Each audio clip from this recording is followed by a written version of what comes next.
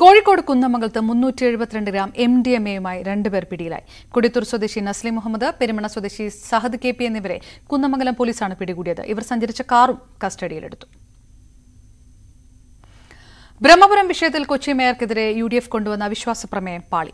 Quorum തികയാത്തത് മൂലം council യോഗം ചേരാനായില്ല. ഈ വിഷയത്തിൽ സമരരംഗത്തുണ്ടായിരുന്ന BJP അംഗങ്ങളും ചർച്ചയ്ക്ക് എത്തിയില്ല. 74 കൌൺസിലിൽ 4 സ്വതന്ത്ര അംഗങ്ങളുടെ നിർണായക പിന്തുണയാണ് ഇടതുമുന്നണിക്കുള്ളത്.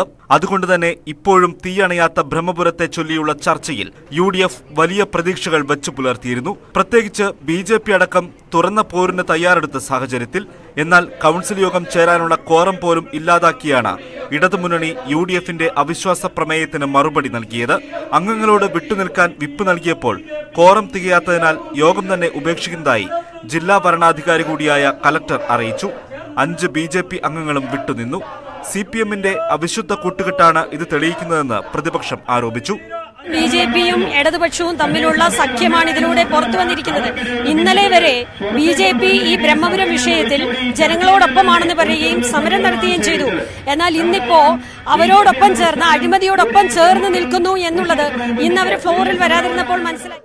എന്നാൽ സ്വന്തം അംഗങ്ങളെ പോലും ചർച്ചയ്ക്കെത്തിക്കാൻ UDF-ന് കഴിഞ്ഞില്ലെന്ന് മേയർ M. അനിൽകുമാർ. നൂറ്റാണ്ടിലെ ഏറ്റവും വലിയ തമാശ എന്നല്ലേ പറയാൻ പറ്റുള്ളൂ. സ്വന്തം മുന്നണിയിലുള്ള കൗൺസിലർമാരെ ഈ പറയുന്ന അവിശ്വാസ പ്രമേയത്തിൽ കൊണ്ടുവരാൻ കഴിയാതെ പോയ UDF അവരുടെ പരാജയം ഞങ്ങളുടെ മേൽ കെട്ടിവെക്കേണ്ട കാര്യം എന്താ ഉള്ളത്? ആരോഗ്യ പ്രശ്നങ്ങൾ മൂലമാണ് 2 UDF കൌൺസിലർമാർ വിട്ടുനിന്നതെന്നാണ് പ്രതിപക്ഷത്തിന്റെ വിശദീകരണം. വരും ദിവസങ്ങളിലും ബ്രഹ്മപുരം വിഷയം ഉയർത്തി പ്രതിഷേധത്തിനാണ് പ്രതിപക്ഷം തയ്യാറെടുക്കുന്നത്. News 18 കൊച്ചി.